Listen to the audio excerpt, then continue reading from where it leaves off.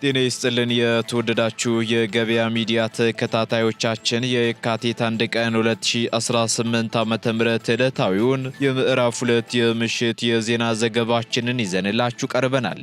የተመረጡ ምጣኔ ሀብታዊ፣ ማህበራዊና ሌሎች አዳዲስ መረጃዎችን በዜና ዘገባችን ላይ አካተናል።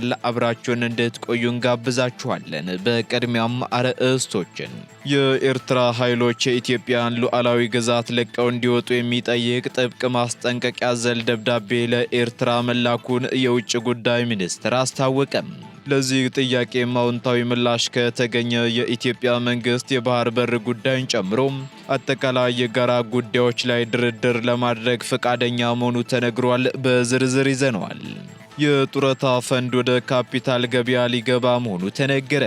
በተደረገ የአዋጅ ማሻሻያ መሰረት ከግምጃ ቤት ሰነድና ከመንግስት ቦንድ ውጪ በሌሎች ዘርፎች ላይ ኢንቨስት ለማድረግ ቢፈቀድም የጡረታ ፈንድ ግን ወደ ካፒታል ገበያ ሊገባ መሆኑ ተሰምቷል። በዝርዝር የምናጋራችሁ መረጃችን ነው። በኢትዮጵያ የዲጂታል መሰረተ ልማቶች ላይ ከ27000 በላይ የሳይበር ጥቃቶች መሰንዘራቸው ተሰማም። በሌላ በኩል የዲጂታል ፎረንሲክ ምርመራን በተመለከተ አዳዲስ መረጃዎች ወጥተዋል፣ እናጋራችኋለን። ከባህር ማዶ መረጃዎቻችን መካከል ደግሞ የኢራኑ የውጭ ጉዳይ ሚኒስተር በኒውክሌር ፕሮግራም ዙሪያ ከአሜሪካ ጋር ከመደራደር ውጪ አማራጭ የለንም ሲሉ ተናገሩ። በሌላ በኩል የዓለም አቀፉ የአቶሚክ ኢነርጂ ባለስልጣን ተቋሙን መጎብኘት ስለሚችሉበት ሁኔታም ሰፊ ማብራሪያ ሰጥተዋል። በዝርዝር እናጋራችኋለን። በደቡብ ኮሪያ በተነሳው ከባድ የሰደድ እሳት ሳቢያ ብሔራዊ የክተት ጥሪ መታወጁ ተገለጸ። ሙሉ መረጃውን በዝርዝር እናጋራችኋለን። የተወደዳችሁ የገበያ ሚዲያ ተከታታዮቻችን እነዚህንና ሌሎች ኢኮኖሚያዊ፣ ማህበራዊና ፖለቲካዊ መረጃዎቻችንን ይዘንላችኋል። አሁን ደግሞ በዝርዝር ወደምንመለከታቸው መረጃዎቻችን እናልፋለን።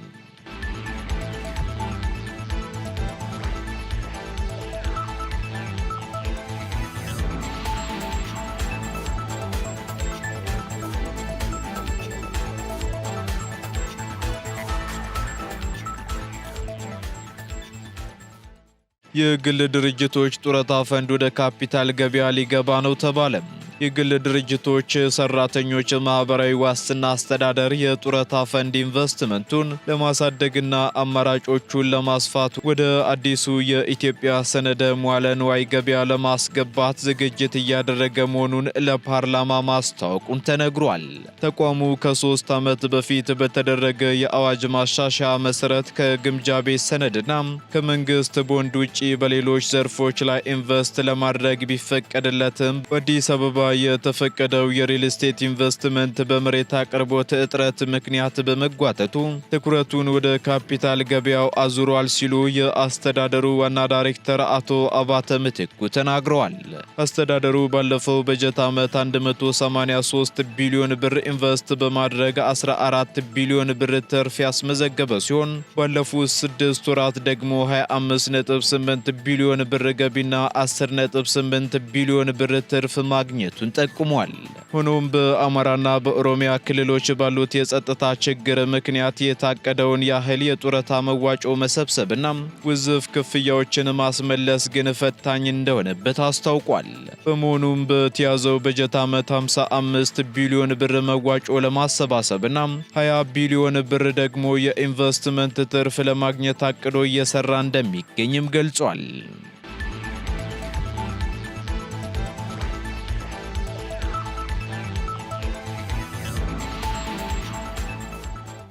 የነዳጅ እጥረት የዱቄት ምርት ስርጭት ላይ ከፍተኛ ተጽዕኖ ማሳደሩ ተነገረ።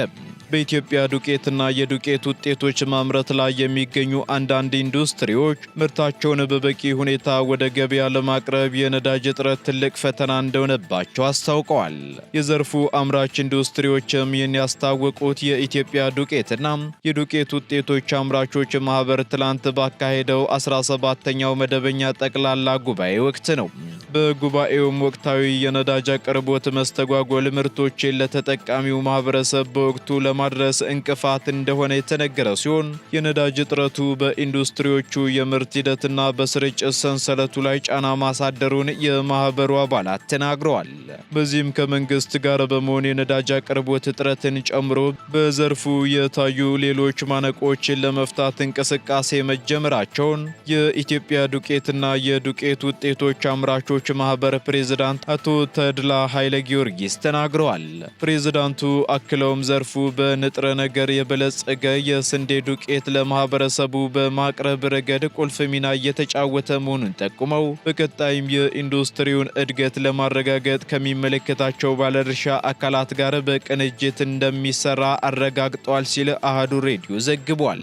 የኢትዮጵያ ዱቄትና የዱቄት ውጤቶች አምራቾች ማህበር ከ1995 ዓ.ም ጀምሮ በዘርፉ የተሰማሩ አምራቾችን በማደራጀት ላይ የሚገኝ ሲሆን በጉባኤው ላይ አጠቃላይ የሥራ ክንውን ሪፖርትና ነባራዊ ፖሊሲዎች ላይም ጥብቅ ውይይት ተደርጓል።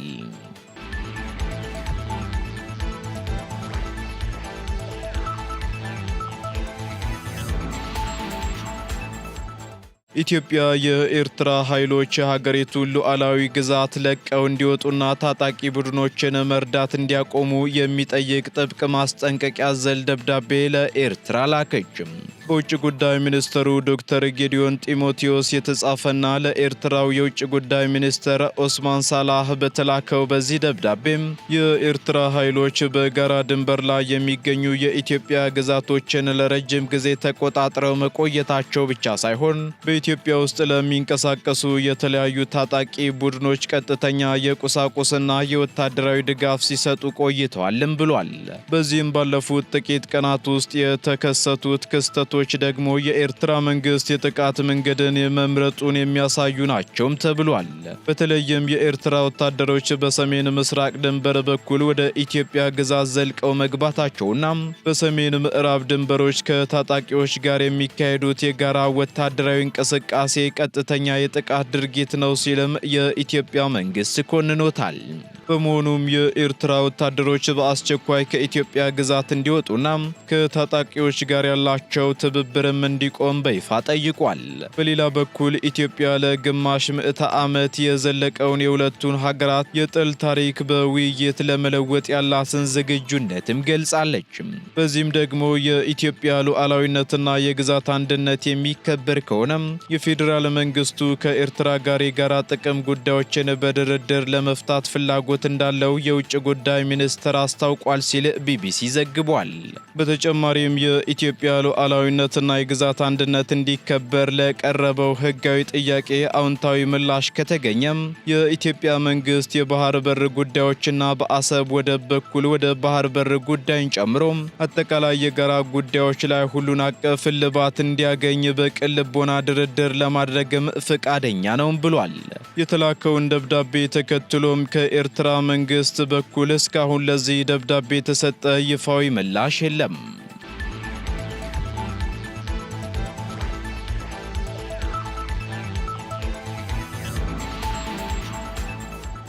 በስድስት ወራት ውስጥ ብቻ ከ27,000 በላይ የሳይበር ጥቃቶች መሰንዘራቸውን የኢንፎርሜሽን መረብ ደህንነት አስተዳደር አስታወቀም።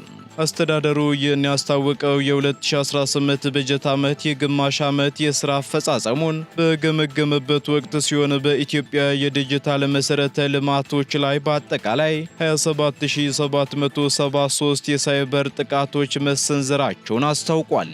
በዚህም አስተዳደሩ ከጊዜ ወደ ጊዜ እየተቀያየሩ የመጡትን የጥቃት ባህሪያት ግምት ውስጥ በማስገባት የመከላከል አቅሙንና ፕላትፎርሞቹንም ይበልጥ እያዘመነ ይገኛል ሲሉ በመድረኩ የተገኙት የተቋሙ ዋና ዳይሬክተር ወይዘሮ ትዕግስት ሐሚድ ተናግረዋል።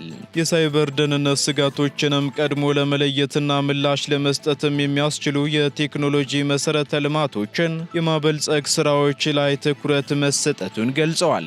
አስተዳደሩ ባለፉት 6 ወራት ለዲጂታል ኢትዮጵያ 2030 መሰረት የሚሆኑ በዚህም ደግሞ ለገቢዎች ሚኒስቴር የኢ-ኢንቮይስ፣ ለአዲስ አበባ ገቢዎች የሰውነት ላይ ካሜራ እንዲሁም ለፌዴራል ፖሊስና ለተለያዩ ሚኒስቴር መስሪያ ቤቶች የተቀናጀ የሰው ሀብትና የሰነድ አስተዳደር ሲስተሞችን በማልማት አገልግሎቶችን እንዲያዘምኑ አድርጓልም ተብሏል። በተጨማሪም ለኢትዮጵያ ኮንስትራክሽን ባለስልጣን፣ ለትምህርትና ስልጠና ባለስልጣን፣ ለኢትዮጵያ ደን ልማት፣ ለመከላከያ ኮንስትራክሽን፣ ለኢትዮጵያ ፖስት፣ ለኢትዮ ኢንጂነሪንግ ግሩፕ እና ለቅርስ ባለስልጣን የክላውድ አገልግሎት ተደራሽ ማድረጉም ተገልጿል። በሌላ በኩል ባለፉት 6 ወራት ውስጥ ብቻ በኢትዮጵያ የዲጂታል መሰረተ ልማቶች ላይ በአጠቃላይ 27773 የሳይበር ጥቃቶች የተሰነዘሩ ሲሆን ከነዚህም ውስጥ ደግሞ 99.03 በመቶ ወይንም 27505ቱ እንዲከሽፉ ተደርጓል መባሉን ገበያ ሚዲያ ከኢንፎርሜሽን መረብ ደህንነት አስተዳደር ያገኘው መረጃ ያመላክታል። በተጨማሪም የዲጂታል ፎረንሲክ ምርመራን በተመለከተ ማስተዳደሩ ከቀረቡለት 253 የምርመራ ጥያቄዎች መካከል ለ245ቱ ምላሽ መስጠቱ ተነግሯል።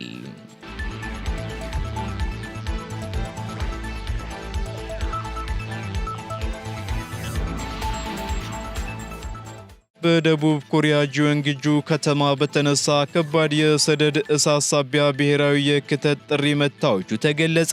በደቡብ ኮሪያ ጂዮንግጁ ከተማ በተነሳ ከባድ የሰደድ እሳት ምክንያት የሀገሪቱ የእሳት አደጋ መከላከያ ኤጀንሲ ብሔራዊ የክተት ጥሪ ማወጁ ተሰምቷል። እሳቱ ደግሞ ትላንት ማለትም ቅዳሜ ምሽት 3 ሰዓት ከ40 ደቂቃ ገደማ የተነሳ ሲሆን በዛሬው ዕለትም ወደ 60 በመቶ በቁጥጥር ስር ውሎ እንደነበር ተገልጿል። ይሁን እንጂ በሰከንድ እስከ 9.5 ሜትር በሚደርስ ከፍተኛ የነፋስ ፍጥነት ምክንያት ደግሞ እሳቱ በድጋሜ በማገርሸቱና የመቆጣጠር መጠኑ ወደ 23 በመቶ ዝቅ ማለቱን ተከትሎ ነው የክተት ጥሪው የታወጀው ተብሏል። የአደጋ መከላከያ ኤጀንሲውም ናሽናል ሞቢላይዜሽን ኦርደር ነምበር 1 የተሰኘውን ትዕዛዝ በማውጣት ከዴጁ ጄዶንና ከሌሎችም የተውጣጡ 25 ልዩ የፈጣን ደራሽ አባላትንና 5 ልዩ ተሽከርካሪዎችን ወደ ስፍራውን ማሰማርቷል። በአጠቃላይ ደግሞ 40 ሄሊኮፕተሮች፣ 104 የእሳት መከላከያ ተሽከርካሪዎችና ወደ 300 የሚጠጉ የሰው ኃይልም በስፍራው ርብርብ ቢያደርጉም እሳቱ ይህ ዜና እስከ ተጠናቀረበት ድረስ 54 ሄክታር የሚደርስ የደን መሬት አውድሟልም ተብሏል። እንዲሁም በአካባቢው የሚገኙ 106 ነዋሪዎችም ከቤታቸው ተፈናቅለው ወደ መንደር አዳራሾችና መጠለያዎች እንዲዛወሩም የተደረገ ሲሆን እስካሁን በሰው ሕይወት ላይ የደረሰ ጉዳት እንደሌለ ተገልጿል። በሌላ በኩል በደጋማው አካባቢ ያለው ኃይለኛ ነፋስና በየጫካው ውስጥ የተዘረጉ የኤሌክትሪክ መስመሮችም ሄሊኮፕተሮች ዝቅ ብለው ውሃ እንዳይረጩ እንቅፋት ሆነዋል የተባለው። ከሰዓታት በፊት የወጣው መረጃ እንደሚያመላክተው ከሆነ ደግሞ ከ20 ሰዓታት በላይ በዘለቀው ከፍተኛ ርብርብ አማካኝነት ዋናው የእሳት ነበልባል ሙሉ በሙሉ በቁጥጥር ስር መዋሉን የደን ባለስልጣናት አስታውቀዋል።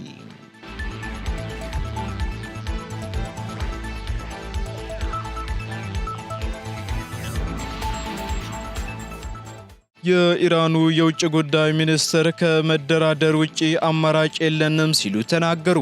የኢራኑ የውጭ ጉዳይ ሚኒስትር አባስ አራግቺ በሀገራቸው የኒውክሌር ፕሮግራም ዙሪያም ከአሜሪካ ጋር የሚደረገው ድርድር ብቸኛውና ተመራጭ መፍትሄ መሆኑን ገልጸዋል። ሚኒስትሩ ይህንን የተናገሩት በኦማን በተጀመረው ቀጥተኛ ያልሆነ የዲፕሎማሲ ግንኙነት ዙሪያ ማብራሪያ በሰጡበት ወቅት ነው። በዚህም የሀገሪቱ ብሔራዊ የውጭ ጉዳይ ፖሊሲ ኮንግረስ ከመደራደር ውጪ ሌላ አማራጭ የለም ሲሉ በድርድሩ ወቅት ለአሜሪካ ተወካዮች መናገራቸውን ገልጸዋል። አባስ አራግቺ በሰጡት መግለጫም በሁለቱ ሀገራት መካከል ያለው ውጥረት ሊረግብ የሚችለው በዲፕሎማሲያዊ ንግግር ብቻ እንደሆነ ጠቁመው ከድርድር ውጪ ሌላ የተሻለ አማራጭ የለም ሲሉ የኢራንን አቋም በግልጽ ተናግረዋል። እንደ ሚኒስትሩ ገለጻ ከሆነ በኦማን የተጀመረው ንግግር መልካም የሚባል ቢሆንም በሁለቱ ሀገራት መካከል ግን ያለው የቆየ አለመተማመን አሁንም ትልቅ እንቅፋት ሆኖ መቀጠሉን ገልጸዋል። በዚህም የኢራን የውጭ ጉዳይ ሚኒስትሩ ስለ ኢራን የኒውክሌር ፕሮግራም ማንኛውም ግርታና ጥያቄን እንመልሳለን ሲሉም ተደምጠዋል። የውጭ ጉዳይ ሚኒስትሩ አክለው መብታችን እንዲረጋገጥልን ብለው መብታችን እንዲከበር ደግሞ ማንንም አንጠይቅም ሲሉም ተደምጠዋል። ከእስራኤል ጋር ሀገራቸው ለ12 ቀናት የዘለቀ ጦርነት ባደረገችበት ወቅትም በኒውክሌር ተቋማት ላይ የተፈጸመው የቦምብ ድብደባ በመጥቀስም እውቀት በቦምብ ድብደባ አይጠፋምም ብለዋል። በሌላ በኩል የዓለም አቀፉ የአቶሚክ ኢነርጂ ባለስልጣናትም ተቋሙን መጎብኘት ስለሚችሉበት ሁኔታ ሲናገሩ የኤጀንሲውን ኃላፊ ከመጎብኘቱ በፊት መሟላት ያለባቸው ቅድመ ሁኔታዎችም መኖራቸውን ተናግሬያለሁ ብለዋል። ምክንያቱም ደግሞ የደህንነትና የጸጥታ ጉዳዮች አሉ ያሉት የውጭ ጉዳይ ሚኒስትሩ ያልፈነዱ ቦምቦች በመኖራቸው መስማማት ያለብን ጉዳዮች መድረስ አለብን፣ ከዚያ በኋላም ፍተሻውን ማካሄድ ይቻላል ማለታቸውን ቢቢሲ ዘግቧል። የአሜሪካውን ፕሬዝዳንት ዶናልድ ትራምፕን ድርጊት ወደ ጫካው ሕግ መመለስ ያሉት የውጭ ጉዳይ ሚኒስትሩ በዚህ አመክንዮ ላይ በመመስረት ጠንካራ የሆነ አካል ፍቃዱን በሌሎች ላይ ይጭናል ማለት ነው ሲሉም ተናግረዋል።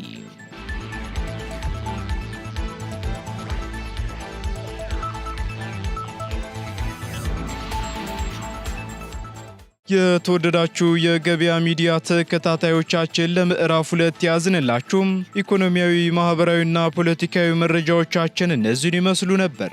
አዳዲስ እንዲሁም ትኩስ ኢኮኖሚያዊ፣ ማህበራዊና ፖለቲካዊ መረጃዎቻችንን ለማግኘት ታዲያም የገበያ ሚዲያን እንድትወዳጁ እንጋብዛለን። ሰናይ ጊዜን ተመኘን።